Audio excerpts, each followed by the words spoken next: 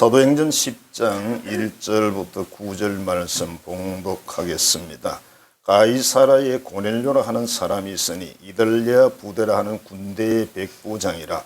그가 경건하여 온 집안과 더불어 하나님을 경외하며 백성을 많이 구제하고 하나님께 항상 기도하더니 하루는 제9시쯤 되어 환상 중에 밝히 보매 하나님의 사자가 들어와 이르되 고넬료야 하니 고넬료가 주목하여 보고 두려워 이르되 주여 무슨 일이니까? 천사가 이르되 내 기도와 구제가 하나님 앞에 상달되어 기억하신 바가 되었으니 내가 지금 사람들을 요빠에 보내어 베드로라는 시몬을 청하라. 그는 무두장이 시몬의 집에 유숙하니 그 집은 해변에 있다 하더라. 마침 말하던 천사가 떠나며 고넬료가 집안 하인 둘과 부하 가운데 경건한 사람 하나를 불러 이 일을 다 이루고 요빠로 보내니라. 자, 5월 되면 어린이 주일이 있고 어버이 주일이 있고 부부 날도 있고 서성의 날도 있고 아요. 근데 그런 날들이 그래서 5월을 가정의 달이라고 하는데 그건 왜 정했을까요? 그게 위협을 받으니까 그래요. 지금은 어린이들이 반대로 위협을 받고 있어요. 너무 아이들이 풀어져 가지고 어른들이 아이들을 쩔쩔매고 있어요. 그래서 이게 어린이날 바꿔야 돼요. 내 말이 무슨 뜻인지 아시죠? 옛날에는 어린 아이들이 무시를 당했어요. 정말 외면당했어요. 학교도 안 보내지요. 안 보내긴 못 보냈죠. 국민학교 졸업 안 하는 애들 많아요. 그래서 초등학교. 왜? 등록금이 없어서. 국민학교도 등록금을 냈다는 거 아닙니까? 왜? 나라가 재정이 없으니까. 가난하니까. 그러면 오라 해도 안 가. 대학교도 오라 해도 안 가. 옛날에 대학 나오면 대통령 되는 줄 알았습니다. 그러니까 전부 위협받으니까 오를 가정의 달이라고 정해놓고 부모날도 만들고 왜 부모날 왜 만들어요? 부모가 위험하니까. 부모가 위험해. 그래서 요즘 애들은 부모를 공경하는 게 아니라 공격한다 그러잖아요. 공경하는 게 아니고 공격한다고. 여러분 가정은 어떤지, 여러분 가문은 어떤지 모르겠습니다만.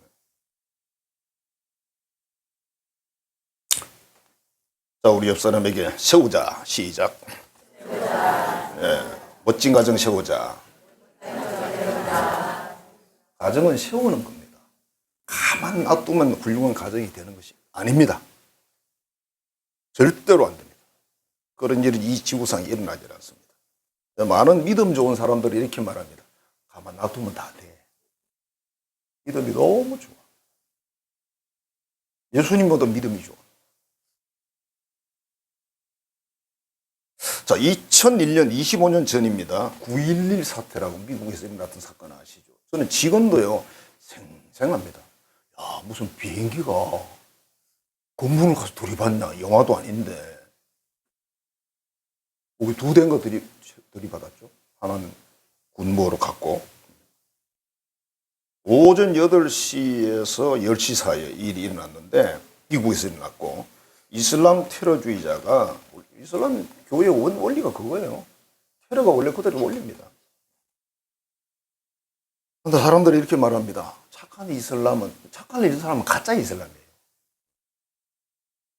이슬람 세력들이 우리나라에 할랄 음식을 들어왔잖아요.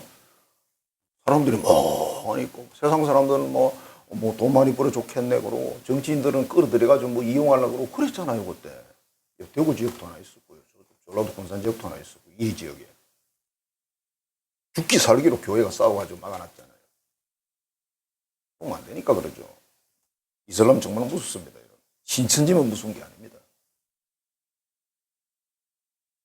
자, 이때 이 사건을 통해서 약 3,000명 정도가 사상을 당했는데 이 사건의 주범이 누군지 아시잖아요. 그 유명한 빈 라덴이라는 분이십니다. 이 사람은 왜 이렇게 악한 행동을 했을까? 물론 이슬람 교인이니까 그래요.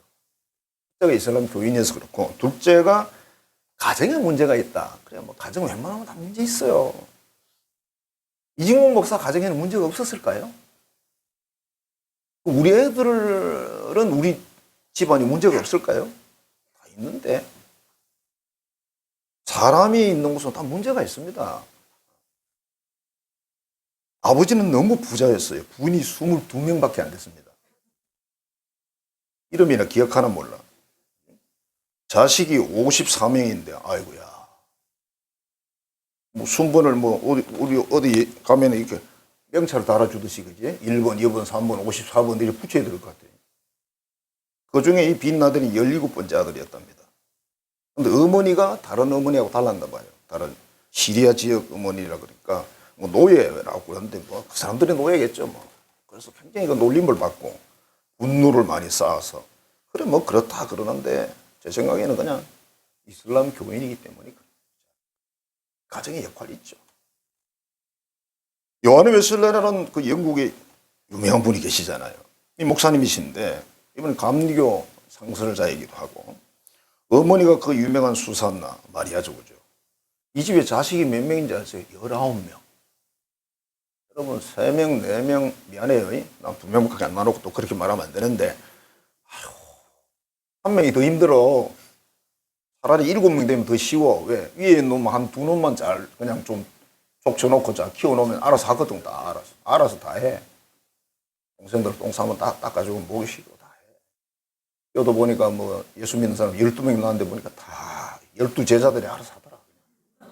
기가 막히게 알아서 하더라. 전에 곽선임 목사님 설교가 생각나요. 아, 서울대를 나오고 미국까지 유학까지 하신 그 여자분이 자녀를 7명이 8명을 놓은 거야. 그러니까 곽 목사님 물었대. 아니 인텔리가 뭐 그리 자식을 많이 낳냐. 그리고 어떻게 키우냐. 목사님 참 모르는 소리 하십니다. 위에 2명만 키워놓으면 돼요. 얼마나 머리가 빠릅니까 여러분. 근데 오늘 한두 명 나와도 막 쩔쩔매잖아. 힘들잖아. 19명 중에서 요한 웨슬리 목사가 15번째인데요. 그러니까 한참 뒤에요. 아버지가 목사였습니다. 그렇게 이 집은 얼마나 가난하게 살았을까. 목회자가 그 사례비를 얼마나 받았겠어요. 11명 먹고 살라 그러면. 근데 사택에 불이 나가지고 1년 동안 19명이 다 흩어졌어요. 친척집으로 흩어져 살다가 왔어요. 만나니까 교육도 안 돼 있고 예제도 다 없어졌고 신앙도 없어지고 심각합니다. 이렇게 써놨어요. 주일 성수를 제대로 안 하더라. 세상 노래를 부르더라. 욕을 많이 하더라. 난폭한 성격이 됐더라. 그래서 이 특별히 어머니가 수산나 마리아가 매일 가정 예배를 드렸대요. 고인이 많아. 19명이에요. 우리 주일학교보다 많죠. 그러니까 이런 집 세 집만 있으면 그냥 우리 울산에서는 아주 큰 주일학교인데. 그 다음에 시편을 암송하게 했대요. 시편. 그중에 물론 중요한 구절을 암송을 했을 것이고 그 시편을 가사를 삼아서 찬송가를 만들어서 부르게 했대요. 그래서 누가 나온지 아세요? 찰스 웨슬리가 나왔습니다. 찬송가를 엄청나게 작시. 여러분 심지 않은데 뭐가 나옵니까? 저도 이걸 읽으면서 그래서 찰스 웨슬리가 나왔구나. 저녁에 잠들기 전에 한 명 한 명 엄마가 가서 대화를 하려고 머리 위에 손을 얹고 축복기도를 딱 하고 잠을 재우는 거예요. 귀신이 나타날까요? 안 나타나죠. 그리고 이런 말도 했어요. 생후 1년이 지나면 아이들을 징계해야 된다. 회초리를 들거나 밥을 주지 않거나 체벌을 해야 된다. 그래 아이들이 교육이 된다 이랬어요. 글쎄 저도 우리 애들을 별로 체벌을 한 기억이 별로 없는데 또 맞은 쪽에서는 또 생각이 다르겠지, 그지? 때리는 사람 원래 기억이 없잖아, 그지? 때리는 사람 항상 이렇게 말해. 난 쿨한데 이렇게 말하잖아. 난 벌써 다 잊어버렸는데. 저희 아버지는 특히 교육시킬 일이 없었기 때문에 체벌도 안 하셨어요. 특별한 목표로 가지고 교육을 안 하셨기 때문에 체벌할 일이 없었다고요. 자, 그런데 이 가정에요. 세계 명문 옥스퍼드 대학 졸업생이 3명이 나왔습니다. 옥스퍼드, 미국의 하버드, 이름만 압니다. 요한 웨슬리 목사, 세계적인 목사예요. 찰스 웨슬리, 세계적인 사람. 19명 중에 최소 지금 5명이 엄청난 사람이 나왔어요. 왜? 신앙교육, 여러 가지 그런 중요한 교육, 이런 교육을 했기 때문에 명문가정이 된 거예요. 아버지가 목사이기 때문에 명문가정이 된 게 아닙니다. 우리 한국교회 아버지가 목사인 사람 많거든요. 자, 오늘 말씀에서 참 신기하고 놀라운 일이 하나 있습니다. 정말 말이 안 되는, 이야기가 안 돼, 이해가 안 되는 한 가정이 나왔어요. 자, 고넬료라는 사람은 이탈리아가 이탈리아거든요. 이탈리아 부대의 로마 군대의 장교였습니다. 백부장이었죠. 이 사람이 언제 하나님을 믿게 됐는지는 모르겠는데 정말 대단합니다. 경건하여 온 지방과 더불어 하나님을 경외하고 백성을 많이 구제하고 항상 하나님께 기도하더니, 여러분 상상해 보세요. 얼마나 이게 어려운 일입니까? 유대인들도 못해요. 그런데 이 이방 로마 군인이, 와. 그리고 여기서 중요한 말이 또 하나가 뭐냐면 온 가족이란 말이에요. 온 집안이 더불어.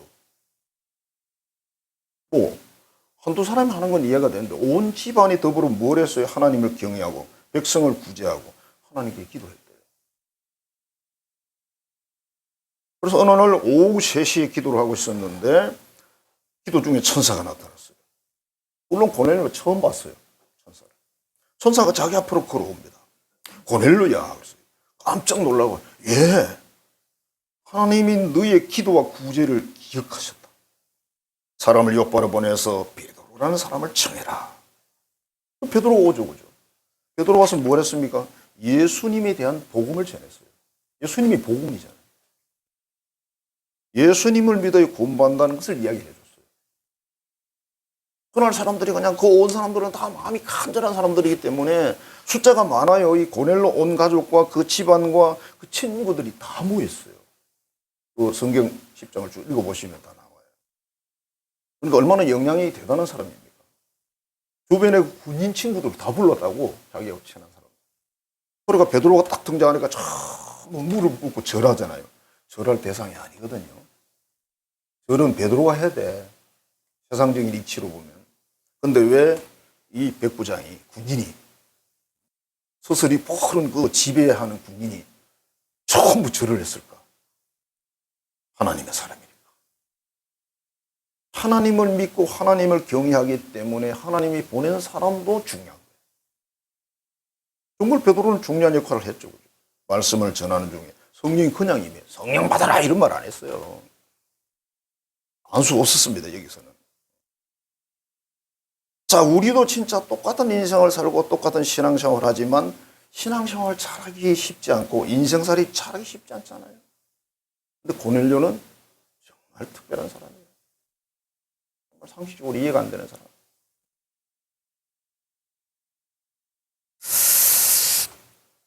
자, 그래서 하나님 이 사람을 칭찬하고 천사를 파송하고 복음을 믿고 영생까지 얻게 하고. 그래서 하나님이 천사를 보낸 이유가 이 사람들이 하나님을 믿지 예수님을 안 믿으니까 천국을 못 가요. 영생을 못 얻어요. 그래서 베드로를 보낸 거예요. 오늘 이 말씀을 통해서 정말 우리 가정의 미래를 어떻게 계획하고 세워야 될까?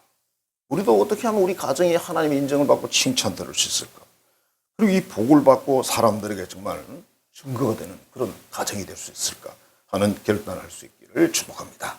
첫 번째, 하나님의 경외하는 가정이라 그랬어요. 고넬료는 경건하여, 이걸 해석을 다른 성경에 보니까 신앙이 두터워서, 신앙이 두텁다 이런 표현을 옛날에 쓴 것 같거든요. 신앙이 두텁다 또는 돈독하다 이런 표현을 써요.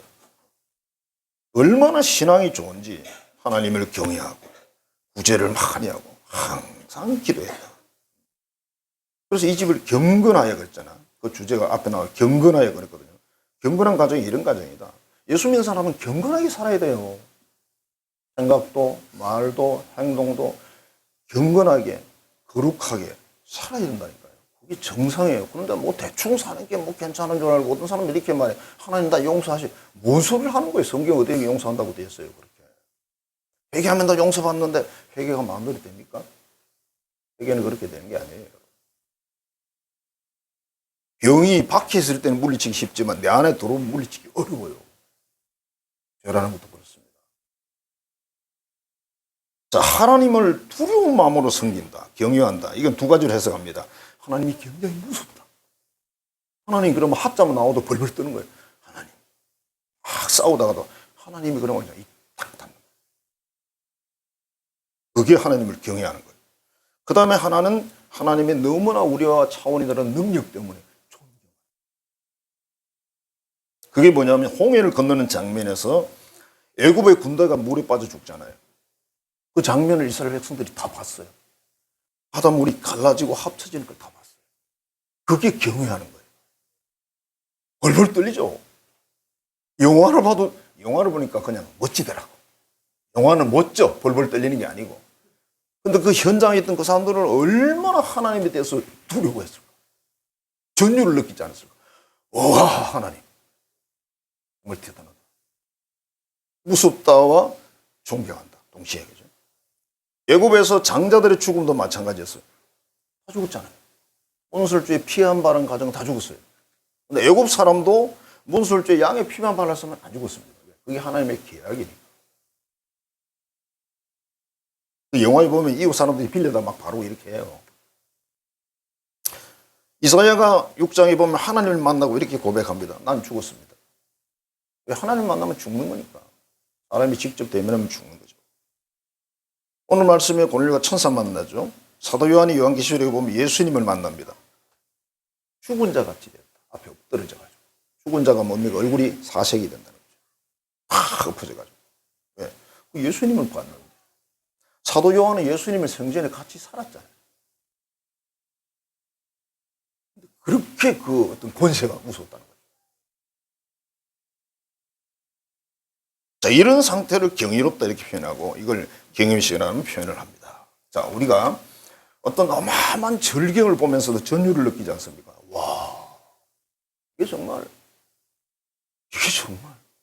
근데 어떤 사람들이 만들어 놓은 콘크리트 그런 예술 작품을 가서 보면서 와, 이런 사람 한 사람도 없습니다. 그죠? 잘 만들어 놨네 뭐. 다음에 갈 생각이 전혀 없어. 전율이 없어.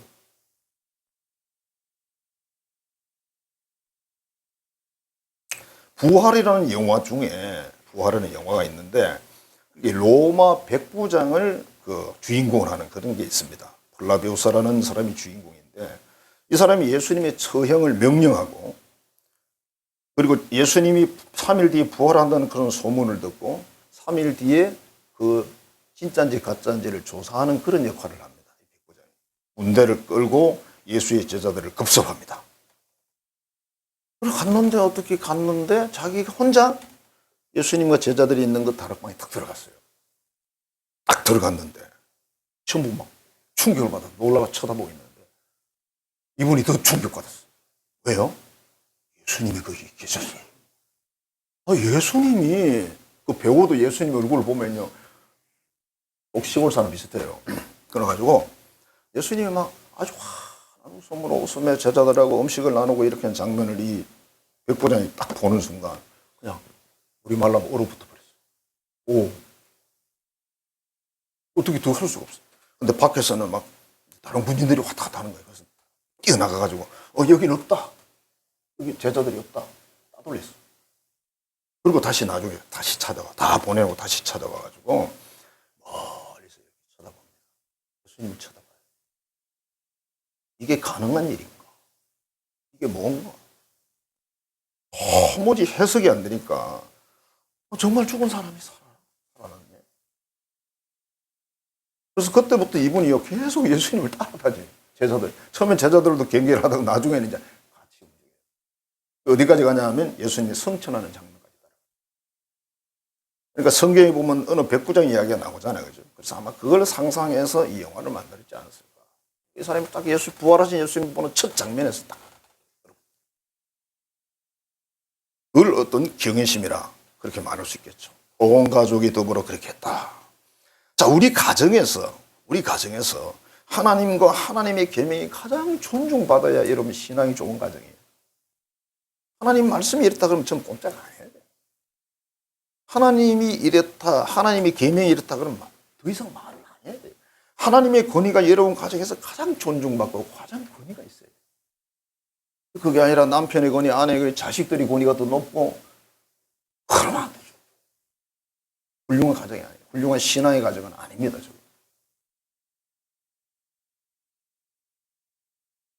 자, 그런 가정 만들자. 그 다음에 백성을 많이 구제하는 가정이었다. 사도행전 20장 35절입니다. 주는 것이 받는 것보다 복이 있다는 심을 기억하라. 예수님 말씀을 인용을 했어요. 주는 것이 받는 것보다 복이 있다. 그럼 당연하죠. 주는 사람이 받는 사람보다 복이 있어요. 근데 받는 사람이 복이 없는 건 아니에요. 받으니까 복을 받잖아. 그죠? 두 가지가 다 있는데 거기에서 강조를 한다면 주는 사람이 훨씬 복이 많아요. 제가 해석을 해봤어요. 줄 수 있으니까 내가 가졌다는 뜻이잖아요. 근데 별로 가진 건 없지만 줄 마음이 있어. 부자야. 그래서 주는 거예요. 주는 거 쉽지 않습니다. 근데 자꾸 줘야 돼. 근데 사람들이 이런 건 잘 주더라. 막걸리 한 잔, 담배 한 깨피. 그럼 참 잘 줘. 근데 좋은 건 잘 안 줘. 주라. 그러면 너에게 줄 것이다. 하나님이 그렇게 말씀하셨어요. 자, 이웃 사랑은 주는 거다. 나훈아라는 가수의 노래를 이렇게 보니까 사랑은 주는 것 그런 노래가 있더라고요. 가사가 이래요. 사랑은 주는 것, 아낌없이 주는 것, 주었다가 다시 찾지 못해도 예 그렇게 끝나거든요. 안 찾아도 돼. 돌려받지 않아도 돼. 그래서 유대인들은 그런 사고를 가지고 있어요. 돌려받으면 안 돼요. 하나님한테 복을 받아야 되는데 돌려받으면 못 받는다는 거지. 왜? 하나님은 주었다면 큰 거 주는데 사람은 주어봐야 본전 주잖아. 본전. 여러분 은행에 돈을 맡겼는데 나중에 찾을 때 본전만 찾아. 이자를 받아요. 한때 이자가 3.5 막 이렇게 올라가니까요. 오. 우리 한성교 저축을 했는데요. 1년 이자가 비밀이라서 말을 못하고 꽤나 나왔어요. 내가 생각해도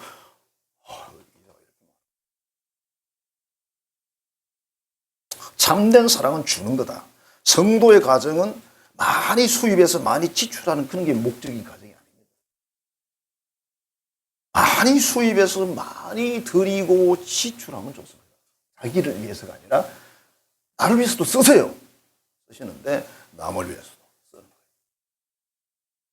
너를 위해 쓰지 말고 다 써라. 그렇게 말하면 안 되지. 그거는 하나님 원리에도 안 맞아요.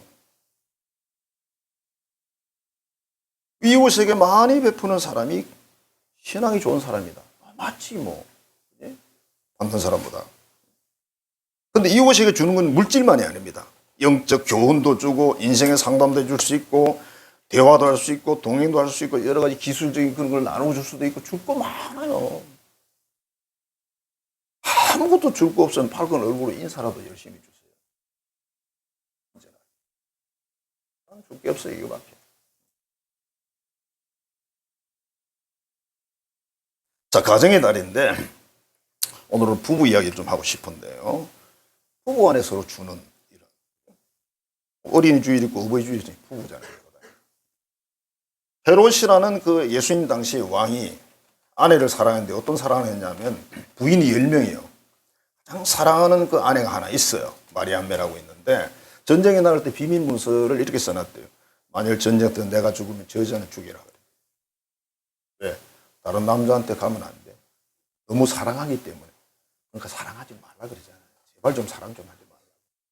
너무 사랑해서 남에게 못 줘. 그래서 내가 죽으면 죽이래. 부하에게 명령이 놓고 나갔대요. 다행히 안 죽었는데 어떻게 죽은지 아세요? 의처증으로 죽였습니다. 자기가. 의처증 그것도 사랑이거든요. 영적인 사랑. 근데 이게 걸리면 방법이 없어요. 근데 이게 또 엄밀히 우리가 영적으로 파고 들어가면요. 의처증이나 의부증이 걸렸다. 예수님을 사랑하는 사람이 아니야, 이 사람. 하나님을 최고로 사랑하는 사람은 의처증이나 의부증이 걸릴 수가 없어요. 걸려도 그건 회개하고 막 금식하고 해서 이겨내셔야 돼요. 가짜거든요. 그리고 상대방도 힘들어요. 나를 의심한다. 아우, 얼마나 힘들겠어. 진짜 그래도 힘든데 아니면 더 힘들지, 그지? 미안해요. 진짜 그래도 힘든다고 의심하면. 자, 재미교포로 미국 가서 부부가 막 신앙생활하면서 열심히 돈을 모았어요. 목적이 뭐냐면 멋진 집을 하나 사는 거였어요. 마침내 정말 좋은 집을 샀습니다. 좋은 집을 딱 사놓고 그 다음 주인부터 교회를 안 와. 집이 너무 좋아가지고 교회를 올 수가 없어요. 목사님이 찾아갔어요. 아, 의리시면 안 된다고. 그걸 오셔야지. 예, 알겠습니다. 목사님 그럼 안 와. 집이 너무 좋아. 자, 근데 이야기가 여기로 끝나지 않겠죠? 그런데 불행히 그 부인이 병이 듭니다. 자, 서행 선고를 받습니다. 목사님이 찾아가서 신방을 하니까 그냥 울기만 합니다. 목사님. 울기만 해요. 남편이 왔다 갔다 안절부절합니다.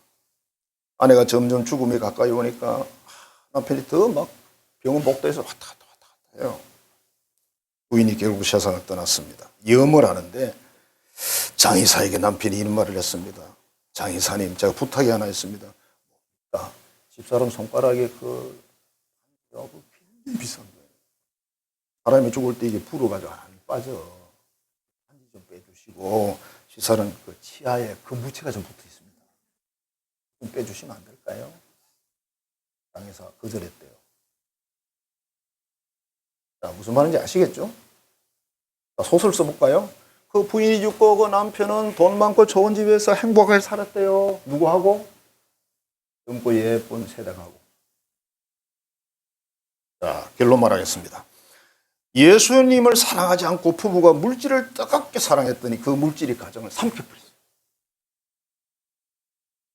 자기들은 그게 사랑이라고 생각했어요. 성경적으로 안 맞잖아요. 그죠? 성경적으로 뭡니까? 하나님을 최고로 사랑하고 이웃은 내 몸만큼만 사랑하라. 하나님을 사랑하는 말은 석 줄 넘죠. 그죠?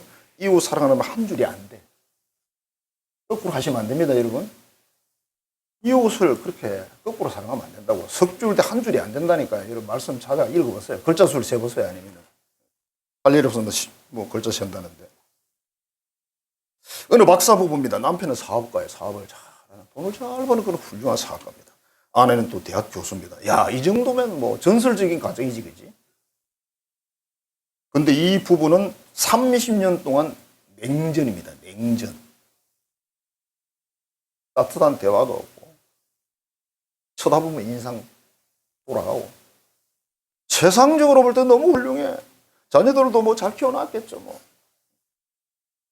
근데 어쩌다가 이분들이 이제 연세가 들어가지고 교회를 나왔어요. 예수님을 영접하고. 어느 날 부부싸움을 했는데 남편이 평생 한 번도 하지 않은 이런 말을 했답니다.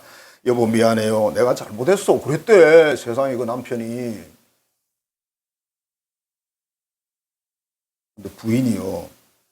너무 감동을 해서 자기 방에 가서 3일 동안 울었대요.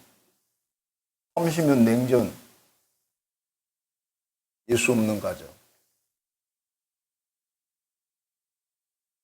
가정의 부부는 예수님이 주인 되어야 됩니다. 그래야 진짜 사랑이 나오는 거지. 아무리 짜보세요. 여러분, 사랑이 나올 게 있는가? 짜보세요. 나오는가? 사랑 없어. 우리 인간에게 사랑은 없습니다. 여러분, 원래. 인간이 이기적인 게 정상이에요. 얼마나 이기적인데. 여러분, 여성들은 멋진 남자 좋아 보이죠? 남자들은 이쁜 여자 좋아 보이거든요. 이쁘면 다 용서되거든요. 뭐가 그러더라고. 그게 여러분, 이기적인 사랑입니다. 로스라는 이기적인 사랑이거든요. 여러분 자식도 공부 좀 잘하고 시킨 대로 잘하면 이쁘잖아요. 안 하면 원수는 아니지만 미워요. 그렇진 않잖아. 생각하면 한숨이 나오는데 스트레스 받고. 에로스입니다.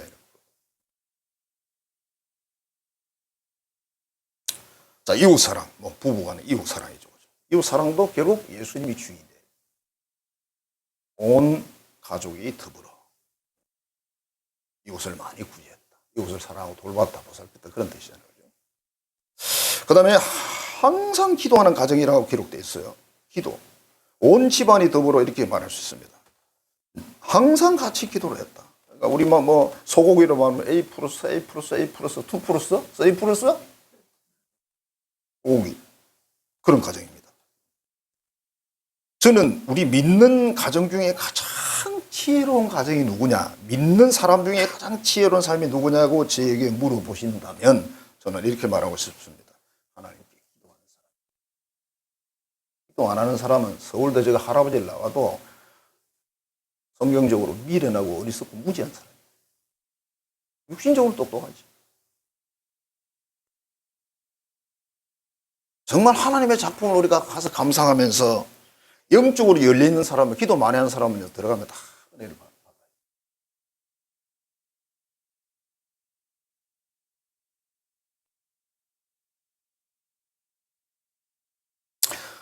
자, 기도의 모범 사례자는 누구냐? 예수님이세요. 누가 기도를 제일 많이 했냐? 저는 그냥 예수님이라고 말하고 싶어요. 뭐 구약의 인물들도 있겠죠, 그죠? 근데 예수님은 죽은 자를 3명을 살렸어요. 떡을 만드는 창조의 역사를 2번 하셨어요. 뭐 더 했는지도 모르죠. 기록 안 된 게 있을 수도 있으니까. 수많은 병자를 고쳤어요. 귀신을 쫓아냈습니다. 근데 예수님 뭐 했죠? 항상 기도하셨어요. 뭐 기도할 게 있나 보지? 우리 같으면 안 할 텐데.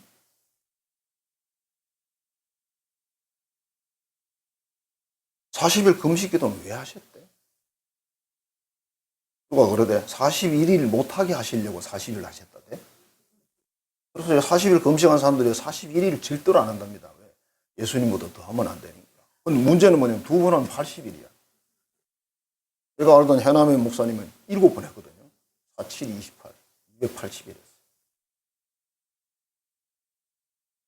여러분, 그런 분 앞에 가면 우리가 뭐 잽이 되는 줄 아세요?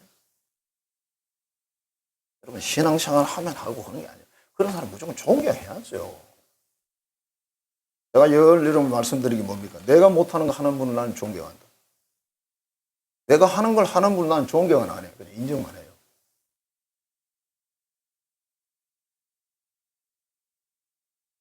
우리는 예수님이 행하신 그 어떤 기적인 어떤 역사를 하나도 못하면서 우리는 기도를 안 한다? 어떻게 해요?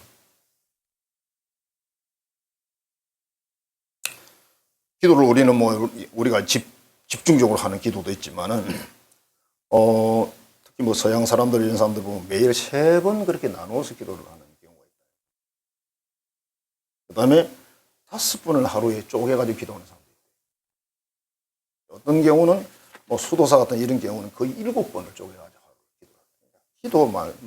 기도 말씀 또 수도사들은 농사도 짓거든요. 노동을 해야 되기 때문에 다 같이 되어 있습니다. 기도하고 나가서 전도하고 또 농사 짓고 이게 수도원 흐름이에요. 산성교회라는 교회에 이천수라는 목사님이 계신데 이분이 방언 통역하는 분이신데요. 뭐 1, 20년 정도 방언 통역을 했는데 우리가 하는 그 방언을 자기가 요약을 해서 설명을 했어요. 첫째가 자기 영혼을 위해 기도하더라. 영혼을 위해서 기도하더라. 이게 뭐냐면 회개입니다. 회개와 고백이에요. 우리 방언 중에 회개와 고백이 많이 들어있다. 아무 모르고 뭐 했는데 통역하는 분이 통역을 해보니까 그렇게 나왔어요. 그 다음에 하나님이 주신 은혜나 그 복을 감사하는 내용이에요. 감사. 찬양이죠. 찬양. 우리 기도의 앞부분에 찬양을 하잖아요. 하나님 고맙습니다. 감사합니다. 그 다음에 3번째가 나와 나의 가족에 주신 은혜에 감사드리는 내용이에요. 그 다음에 4번째가 교회와 목사님 또 세계적 어떤 사역을 위해서 그렇게 기도하는 경우가 많답니다. 그러니까 이 방언이 이 4가지를 생각해 보면 그냥 방언으로 해도 이런 기도 다 하시는 거예요. 아쉬우니까 한국말로 하지 우리가. 내가 모르니까 그냥. 제가 그랬잖아요. 아쉬우면 한국말 하라고. 우리가 방언으로 열심히 기도했어요. 이 방언이라는 것은 영의 문을 열고 들어가는 입구입니다. 입구. 문입니다. 우리가 영이 뛰어나다, 영적으로 뭔가 있다면 방언 기도 안 하는 사람이 영적으로 뛰어난 사람은 없습니다. 신기하잖아요. 초대교회가 왜 전부 방언을 받죠? 할 일 없지. 그러니까 또 뭐 고린도 방언이 다르고 초대교회 방언이 다르고 막 생소리 다 해갑니다. 맞습니다. 그럼 고린도 방언은 가짜입니까? 부지런히 제가 내린 결론은 부지런히 기도해 두면 지나고 나서 보면 하나님이 다 그때에 맞춰서 응답해 주셨고 나중에 감사할 일만 남더라. 그게 제 결론이에요. 우리 많이 했잖아. 기도임에도 지금 17년 차인데. 우리는 그런 말 할 수 있어요. 저는 그런 말 할 수 있습니다. 안 하는 사람들은 그런 말 할 수 없잖아요. 김영석 교수가 숭실중학교 중4예요, 중4. 이때는 중학교 4학년이 있었나 봐. 중학교 4학년 때에 친구가 하는 말이 우리 고향 교회에 와서 성경학교를 좀 도와달라 그랬대요. 도와주러 갔더니 주인공이 빠져버리고 자기가 주 강사가 돼버렸대요. 중학교 4학년이야. 그래 가서 이제 성경학교를 했어. 할 수 없어가지고. 어떻게 했는지 모르고. 성경학교를 하니까 어른들이 뭐라고 하냐. 우리도 좀 집회 좀 해달라고 그러더래. 중학교 4학년 보고. 그래서 집회를 그냥 내가 무슨 집회를 하냐고 그러니까. 그래도 오신 김에 선생님이 오셨으니까 애들 하지 말고 우리도 해달라고. 또 은혜를 받더래. 어쨌는지 모르지만. 그래가지고 3일하고 끝내려고 했는데 열흘을 했어, 열흘을. 중학교 4학년이 부흥성회를 열흘을 했다니까요. 은혜를 많이 받았어. 근데 이분은 이제 중4니까 집을 나와서 집이 가고 싶어. 마음은 어린애야. 집이 너무 가고 싶은 거예요. 그래서 이제 돌아가는 길에 차를 타고 가면서 계속 그 생각을 하고 이제 가는데 그때가 나이가 14살 때, 14살 때. 근데 하나님이 조용히 자기에게 말씀을 하시더래요. 네가 몇 년 전에 나한테 이 기도를 했다. 그래서 내가 응답해 준 건데 모르겠느냐? 그리고 너는 왜 집 생각밖에 안 하니? 내가 이 큰 은혜를 너에게 줬는데 왜 집 생각밖에 안 하냐고. 14살짜리한테 14살짜리가 부흥회를 10일이나 하고. 여러분 나이하고 관계없습니다. 별로. 그래서 회개했대요. 하나님 앞으로는 다시는 안 그럴게요. 다시는 집 생각 안 할게요. 집에 가고 싶은 거예요. 엄마가 보고 싶고. 14살짜리가. 그게 부흥 강사였대. 근데 이 김영석 교수는요. 그대도 많은 집회를 했어요. 특별하게 쓰시는 분입니다. 목사는 아닌데 대학 교수잖아요. 그죠?